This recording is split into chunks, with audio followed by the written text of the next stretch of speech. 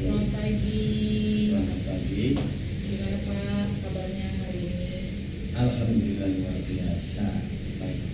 Saya terima kasih ya kepada Pak Lukman mau berbincang-bincang sebentar dengan saya untuk melakukan coaching pra-observasi di dalam kelas. Sebelumnya kalau boleh saya tahu ya Pak Lukman ini ngajar kelas berapa ya? Kelas 5. Kelas 5. Jumlah muridnya Pak? Kalau seluruhnya ada 32 siswa. 32 siswa, berarti sudah full ya Pak ya? Full. Nah, rencananya Bapak hari ini mau mengajarkan tentang apa Pak untuk anak-anak Bapak? Untuk hari ini rencananya saya akan mengajarkan tentang Matematika. Temanya apa Pak? ini materinya tentang satuan panjang. Tentang satuan panjang. Baik, jadi hari ini Bapak akan mengajarkan matematika kepada murid Bapak tentang satuan panjang. Nah, kalau boleh saya tahu nih Pak, tujuan pembelajaran yang akan Bapak sampaikan, yang akan Bapak sampai hari ini apa sih? Untuk tujuan pembelajaran hari ini saya tidak banyak-banyak karena saya akan memberi tiga poin yang menurut saya sangat penting untuk anak.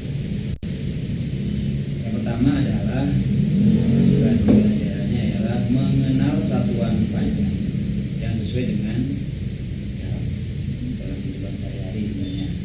Yang kedua, memahami penggunaan jarak dalam kehidupan sehari-hari, manfaatkan dia jarak tadi ya.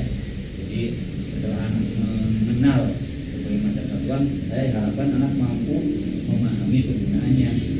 Dan yang terakhir, yang ketiga adalah anak dapat menyelesaikan masalah yang tentunya berkaitan dengan jarak dalam kehidupan sehari-hari. Jadi ada 3 tujuan ya Pak yang akan Bapak capai di dalam kegiatan belajar hari ini ya Pak, ya? Betul sekali. Nah terus Pak, selanjutnya nih kan Bapak sudah mempunyai tujuan nih, pastinya ada area pengembangan dong Pak yang akan Bapak capai itu ranahnya tuh gimana aja itu? Baik, Sofi ya. Area pengembangan yang saya inginkan atau yang akan saya capai itu ada 3 juga yang menurut saya sangat penting. Yang pertama, anak mampu berkolaborasi.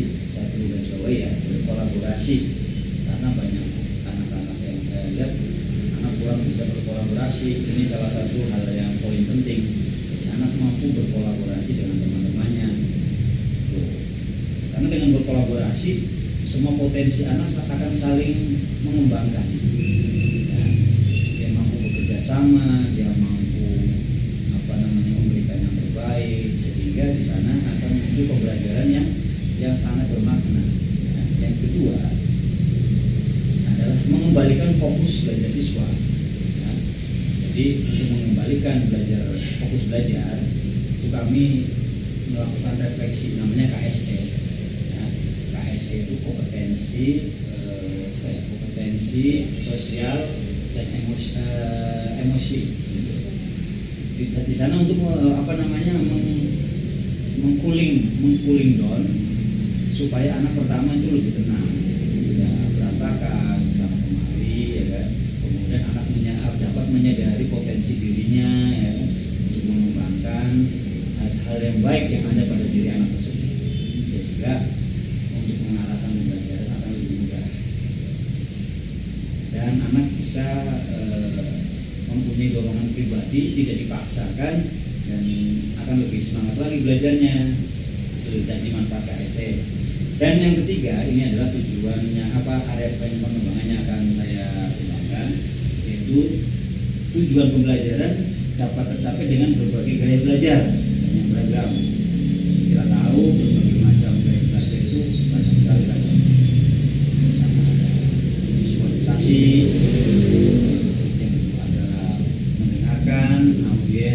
auditori.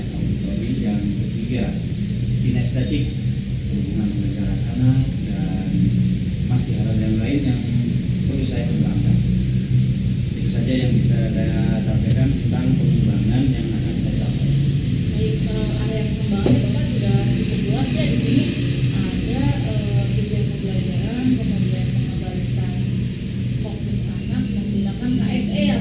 Betul. Jadi Bapak sudah menerapkan KSI ini dalam pembelajaran Bapak ya, Ya. sudah bagus sekali ya Pak. Kemudian Bapak juga membuat gaya belajar, mengelompokkannya Pak.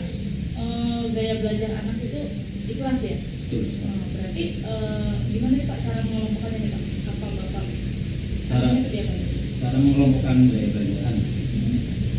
Ya, kita dengan cara membuat stimulasinya apa? Untuk misalnya kita menyetelkan sebuah video, maka anaknya suka dengan video. Kita stimulasi dengan menyanyikan lagu, mana anak yang pandai menyanyikan lagu. Dan bisa juga dengan ice breaking, melakukan gerak-gerakan seperti jalan di tempat atau menggerak-gerakkan tangan-tangan kita dengan menyanyi, ya kan. Kemudian bisa juga dengan cara membuat poster atau gambar dan lain-lain. Itu akan menggali potensi yang ada pada siswa. Di sanalah peran kita sebagai guru bisa membuat atau mengelompokkan berbagai macam siswa. Ada yang suka dengan gambar, atau dia dengan auditori, atau dengan kinestetik. Itu yang perlu saya munculkan di sana. Oh, bagus sekali ya Pak ya. Jadi Bapak melakukan pengelompokan belajar untuk murid-murid Bapak ya Pak ya. Jadi Bapak tidak semuanya itu disamaratakan, tapi Bapak memberikan layanan belajar untuk kebutuhan murid-murid Bapak yang beragam ya Pak ya. Itu yang saya upayakan. Oh iya. Masih dalam upaya kita harus selalu belajar. Kita melakukan coba dengan cara coba di YouTube kita cari atau kita konsultasi dengan teman sejawat bagaimana pembelajaran yang baik, memunculkan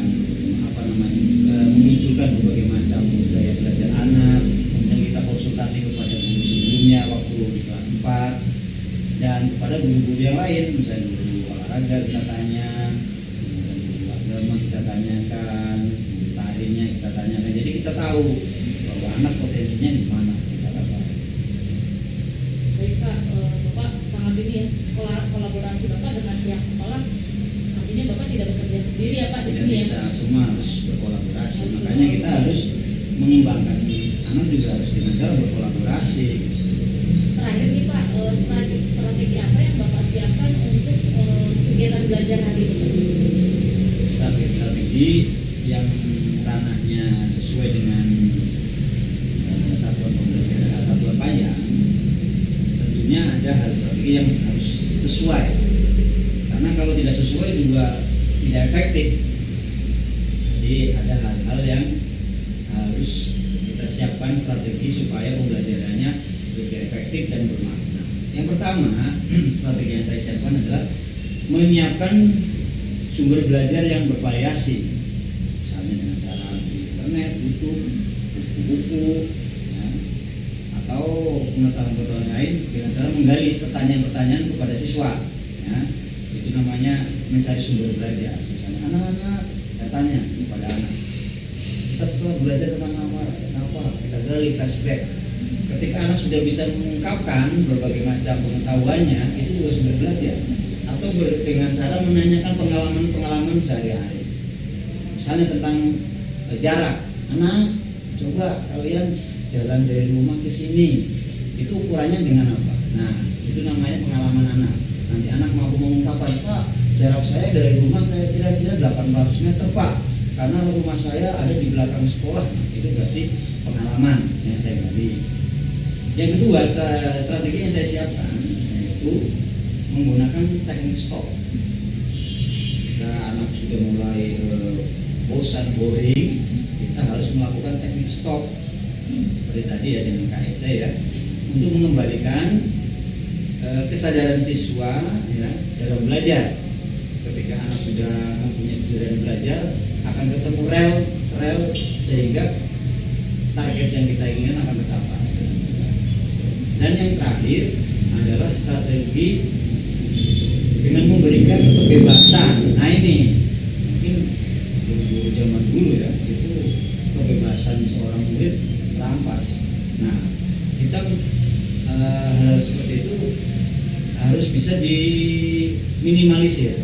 Kalau untuk 100% tidak ada mungkin, tapi diminimalisir dengan memberikan kebebasan kepada siswa, kepada para murid ya, dengan cara memberikan kebebasan untuk mengekspresikan berbagai macam hasil belajar siswa. Kalau anaknya bisa membuat poster, nah, Pak, saya bisa membuat poster, Pak. Ini loh Pak, poster saya yang buat. Bisa mengekspresikan melalui poster tersebut. Pak, saya bisa nyanyi Pak. Bagaimana Pak saya mengekspresikannya? Silakan kamu nyanyi. Terus ada Pak, saya hanya bisa mendengarkan Pak. Silakan. Yang penting tujuan pembelajaran yang bermakna bisa dirasakan oleh kepada siswa sehingga potensi yang ada pada siswa muncul. Itu strategi yang saya persiapkan. Ya mungkin mudah-mudahan bisa dapat masukan lagi dari saya. Baik, terima kasih Bapak. Saya sangat tertarik ya dengan kegiatan pra observasi kelas ini. Saya jadi nggak sabar tuh Pak, pengen buru-buru ke kelas melihat Bapak kegiatan aktivitas Bapak dalam mengajar. Kalau saya lihat di sini berarti apa tuh strategi yang Bapak siapkan itu sudah berpihak kepada murid ya Pak. Bapak memberikan kebebasan kepada murid. Mudah-mudahan Mereka mengekspresikan tujuan pembelajaran hasil yang mereka belajar yang mereka dapat nanti boleh di dalam bentuk lagu ataupun poster ataupun mereka membuat cerita, itu Bapak memberikan kebebasan terhadap mereka ya. Jadi benar-benar sangat berpihak kepada murid. Baik Pak, kita nanti langsung ke kelas aja ya karena saya udah nggak sabar ingat Bapak nih. Iya. Ya, Nanti terima kasih. kalau saya ada kekurangan mohon masukannya. Oh iya Bapak, sama-sama kita sama-sama belajar Pak. Iya. Oke, terima kasih ya Bapak untuk kegiatan pra-observasi. Sekarang kita observasinya di kelas ya Pak. Terima kasih Pak Lukman sudah mau datang dalam coaching kita kali ini. Terima kasih. Assalamualaikum. Waalaikumsalam warahmatullahi wabarakatuh. Waalaikumsalam warahmatullahi wabarakatuh. Alhamdulillah. Semangat pagi. Pagi luar biasa. Apa kabar hari ini? Alhamdulillah luar biasa. Allahu Akbar. Yes. Alhamdulillah. Lihat coba kanan kiri kalian ada yang nggak masuk nggak? Ada. Coba. Siapa yang namanya? Alano. Alano nggak masuk karena apa? Sakit. Obat tulis dulu ya.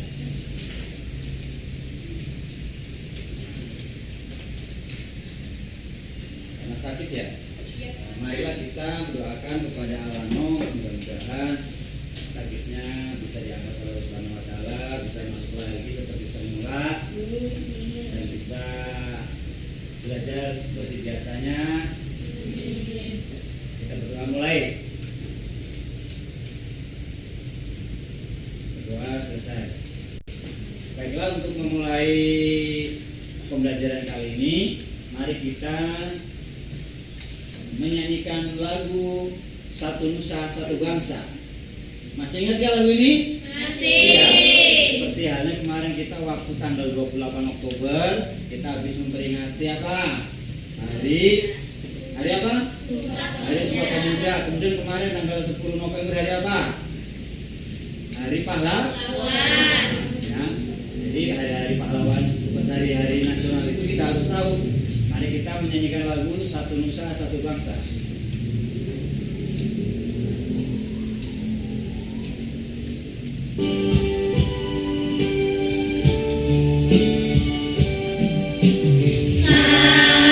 Satu nusa, satu bangsa, satu bahasa kita.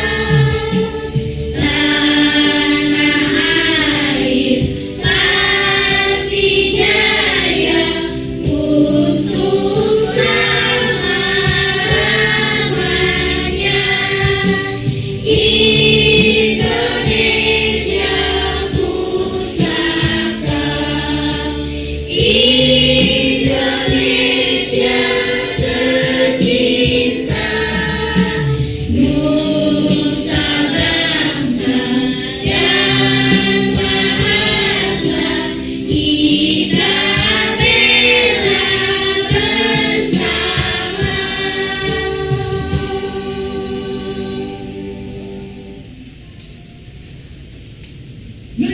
Ya, demikian tadi kita telah menyanyikan lagu Satu Nusa Satu Bangsa.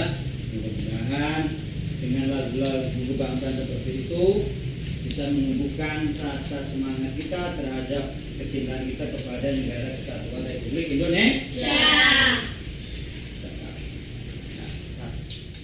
Sebelum kita belajar yang sekarang kita mau belajar ini ya, kita belajar tentang satuan waktu, betul nggak? Satuan waktu, masih ingat ke satuan waktu? Iya, jangan sampai hilang ilmu itu ya. Satuan waktu itu apa? Contohnya? Waktu. Ya. Nah, Bapak Angkat kalian sudah bisa semua nih ya. Namun kali ini kita akan belajar tentang satuan panjang. Nah, dalam kehidupan sehari-hari pasti kalian tahu ya tentang satuan panjang. Cuman kalian tidak ngeh, tahu nggak tidak ngeh? Tidak mengetahui secara pasti. Ternyata itu satuan panjang. Nah, satuan panjang itu dalam kehidupan sehari-hari itu apa? cm, ya. Cm itu apa singkatannya? Sentimeter, meter, apa lagi? Kilometer, hektometer. Baiklah. Untuk lebih dalam lagi, mari kita menyanyikan lagu tentang satuan panjang. Ya, kita mulai ya.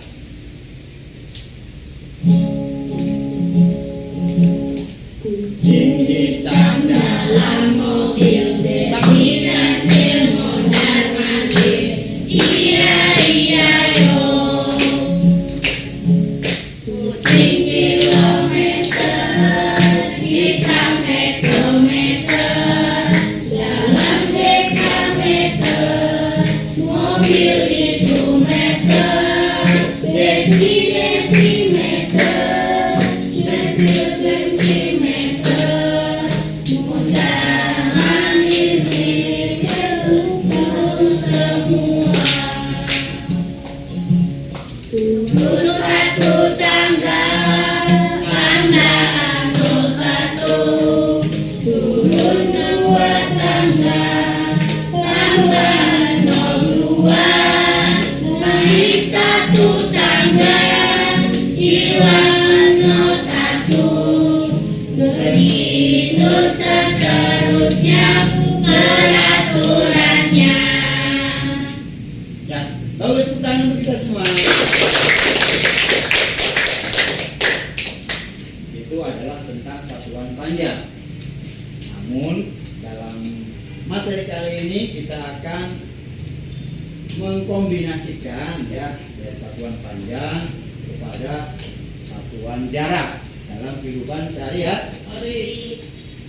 Satuan jarak tentunya diambil satuan yang tinggi ya, tidak yang ke arah yang di bawah meter itu susah kalau jarak ya. Dalam kehidupan sehari-hari contohnya satuan jarak dari mana ke mana, ayo Saskia coba. Dari rumah ke sekolah kira-kira jarak kamu berapa? 2 km ya. Kamu Dewi 3 km. Ada nggak yang diukur misalnya sampai meteran? Ada nggak? Ada. Bang Bilkis rumahnya di belakang sekolah ya. Kira-kira berapa meter? Ada 100 meter. Ya, 100 meter. Itu namanya satuan jarak. Bakar dulu. Karena untuk memperdalam materi kali ini, Bapak akan menampilkan sebuah video pembelajaran tentang satuan panjang. 5, 4, 3, 2, 1, 0. Perhatikan di sini ya.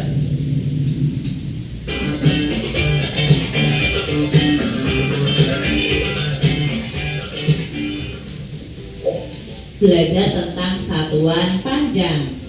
Kita akan belajar tentang kecepatan nanti di kelas 5 ini. Nah, kecepatan ini berhubungan dengan satuan waktu, satuan panjang atau jarak. Nah, karena kemarin sudah belajar satuan waktu, sekarang kita akan belajar satuan panjang yang juga berhubungan dengan jarak. Mari kita belajar lebih dahulu adik-adik tentang yang namanya tangga ukuran. Nah, pada pembelajaran kelas 4 atau kelas 3 kalian juga sudah belajar tentang tangga ukuran. Nah, tangga ukuran ini adalah salah satu konversi satuan panjang. Nah, ini ya adik-adik ya, ada km, hm, dam, m, dm, cm, dan mm. Nah, ini adalah singkatan dari ya, km itu kilometer, hm itu adalah hektometer, dam itu adalah dekameter, m itu meter, dm itu desimeter, cm itu sentimeter, dan mm itu adalah milimeter. Kalau kalian menghafalkan bisa dengan lagu. Jadi lagunya seperti ini: kilo, hekto, deka, dan meter, desi, senti, dan milimeter. Kilo, hekto, deka, dan meter, desi, senti, dan milimeter. Nah, itu ya cara mudah untuk menghafalkannya dengan lagu adik-adik. Nah, adik-adik, dalam tangga ukuran ini perlu kalian tak ketahui jika ada ukuran dari kilometer turun ke hektometer dan turunnya itu satu tangga misalnya ya, maka setiap turun satu tangga itu dikalikan 10. Kalau misalnya kilometer ke hektometer berarti dikalikan 10. Nah, kalau kilometer ke dekameter maka dikalikan 10-nya itu sebanyak 2 kali, atau bisa langsung dikalikan 100 ya, karena 2 kali turun tangga. Kalau naik ya, naik itu seperti ini ya, misalnya milimeter ke sentimeter, sentimeter ke desimeter ya. Kalau naik satu tangga itu dibagi 10 atau dikali 1/10. Nah, kalian bisa pilih nih, mau dibagi 10 atau mau dikali 1/10 ya. Pokoknya kalau turun satu tangga dikali 10. Kalau naik satu tangga itu dibagi 10 atau dikali 1/10.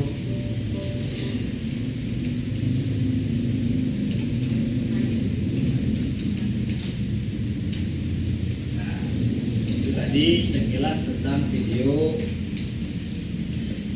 tentang pembelajaran. Itu tadi ada tangga, namanya apa, tangga mana? Tangga satuan jarak ya. Tadi kilometer ke hektometer turun satu tangga. Kalau turun satu tangga maka diapakan?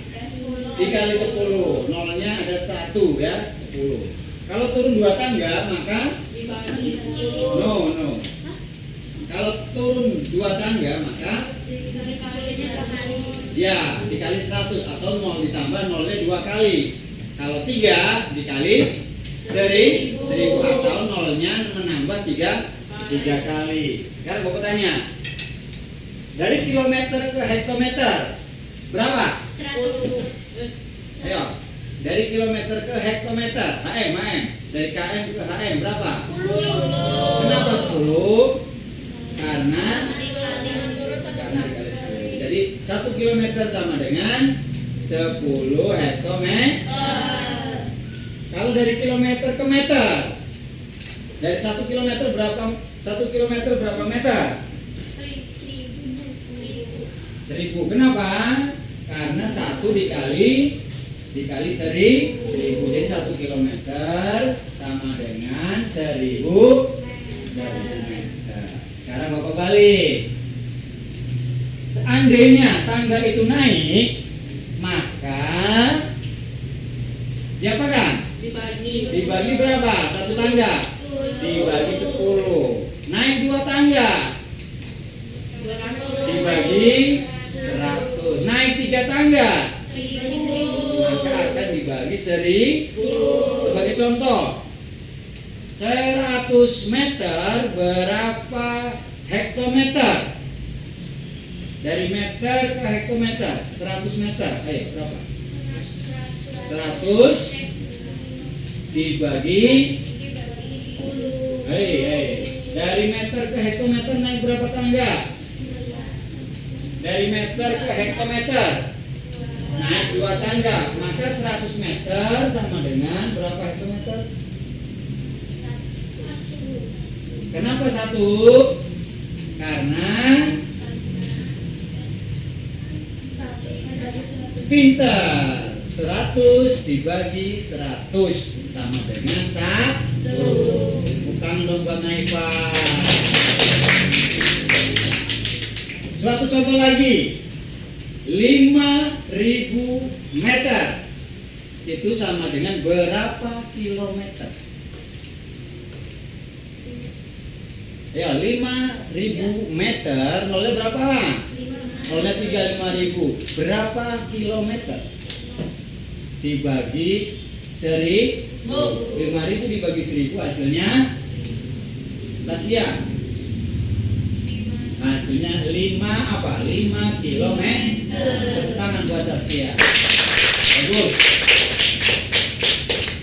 Berarti kalian sudah memahami tentang materi tentang satuan panjang. Selamat pagi Bapak. Gimana Pak kabarnya hari ini? Alhamdulillah luar biasa. Iya. Tadi setelah kita kultum ya Pak, sebentar saya akan melakukan coaching untuk tahap pasca observasi kegiatan Bapak kemarin di kelas. Baik Pak, kemarin saya sudah melihat pembelajaran Bapak di kelas. Kemudian adakah indikator pencapaian pengembangan yang ingin Bapak capai dalam kegiatan ini? Sebelumnya saya ucapkan terima kasih kepada Bu Sakti yang telah mengcoaching saya dari awal sampai sekarang sehingga saya bisa mendapatkan pengalaman baru dalam pembelajaran kemarin. Pengembangan yang saya ingin gali dari rekan itu yang kedua ada tiga hal yang sangat menurut saya pokok. Yang pertama adalah pengembangan tentang kemampuan anak supaya bisa berkolaborasi. Karena dengan kolaborasi semua potensi anak akan tumbuh dengan sendirinya tanpa kita bahasa Jawa mengopak-ngopak ketiga. Tidak kita paksakan, mereka akan saling memberikan pendapat, berkolaborasi sehingga pembelajaran yang mereka jalani itu sangat bermakna. Kemudian pengembangan yang kedua adalah bagaimana kita bisa mengembalikan fokus belajar anak. Kita tahu ya namanya anak SD itu potensinya luar biasa, memiliki energi yang masih fit karena dia mungkin baru lahir ke dunia, mempunyai potensi yang belum disalurkan. Itu harus ada formula khusus bagaimana cara untuk mengembalikan fokus dari belajar siswa.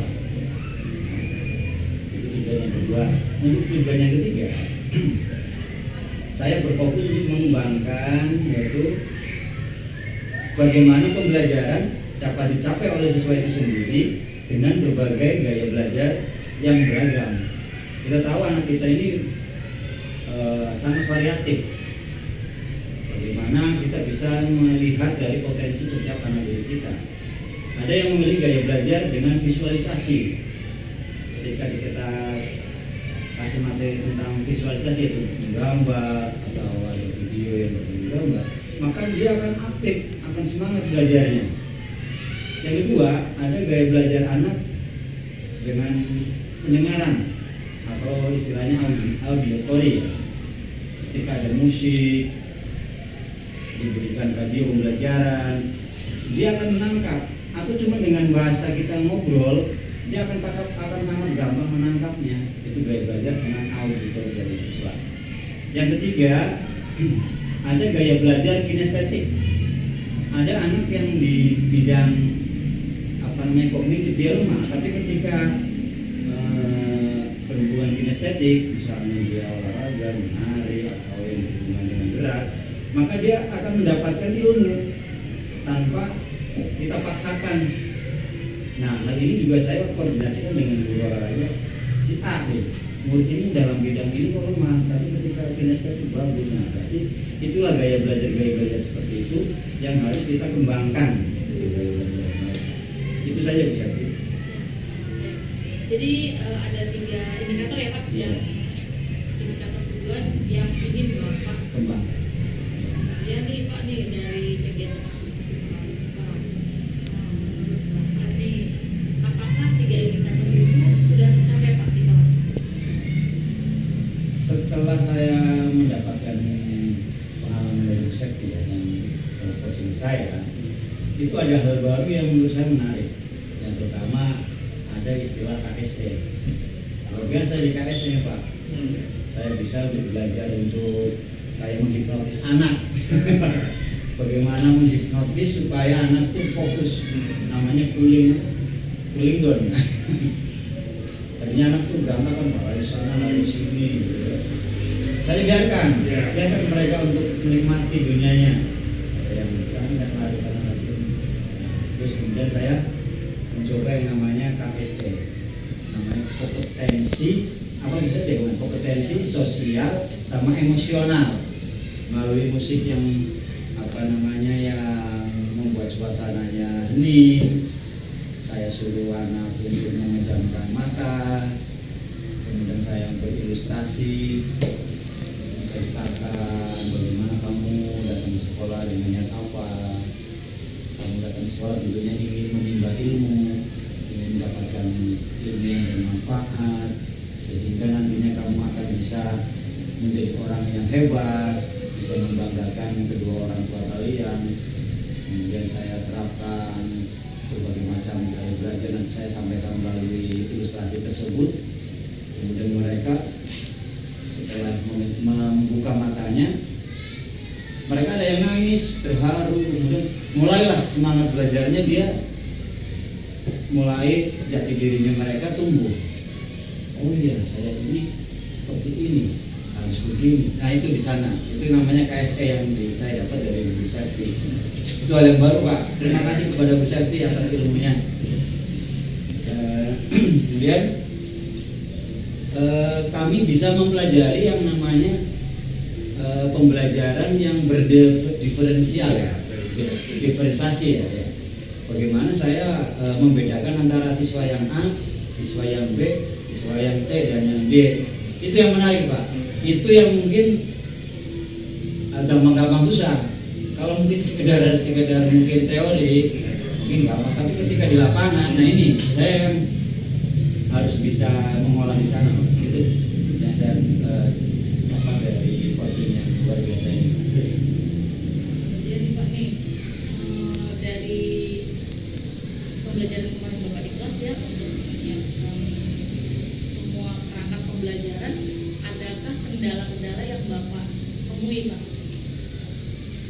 Kalau kendala itu pasti setiap ada, tapi bagaimana kita meminimalisir dari kendala-kendala itu. Ada strategi-strategi yang saya siapkan tentunya untuk menyiasati dari kendala-kendala itu tadi.